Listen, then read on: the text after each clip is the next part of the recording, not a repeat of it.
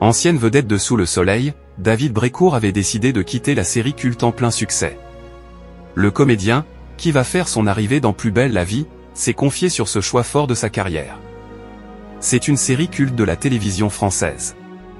De 1996 à 2008, Sous le soleil était diffusé sur TF1. Après avoir fait les beaux jours de la une, la fiction a fini par être déprogrammée en raison des audiences jugées faibles par la direction de la chaîne. Au total, les aventures de Sous le soleil se sont étalées pendant 480 épisodes. La série culte a même eu droit à une suite intitulée Sous le soleil de Saint-Tropez en 2013 sur TMC. Mais après seulement 32 épisodes, cette dernière, qui n'a pas réussi à trouver son public, a été déprogrammée dès l'année suivante. Pourquoi David Brécourt a quitté Sous le soleil?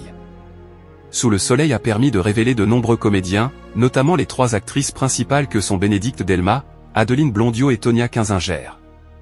Du côté des hommes, David Brécourt fut un visage récurrent de la série grâce à son rôle du médecin Baptiste Mondino. En 2006, l'acteur décide toutefois de quitter le show en plein succès. Dans un entretien paru dans le magazine Closer ce vendredi 18 avril, celui qui a fêté ses 60 ans le 10 avril dernier est revenu sur cette décision forte. « J'ai senti le vent tourner et j'ai préféré partir avant que la série s'arrête », explique-t-il, conscient du déclin prochain de la série.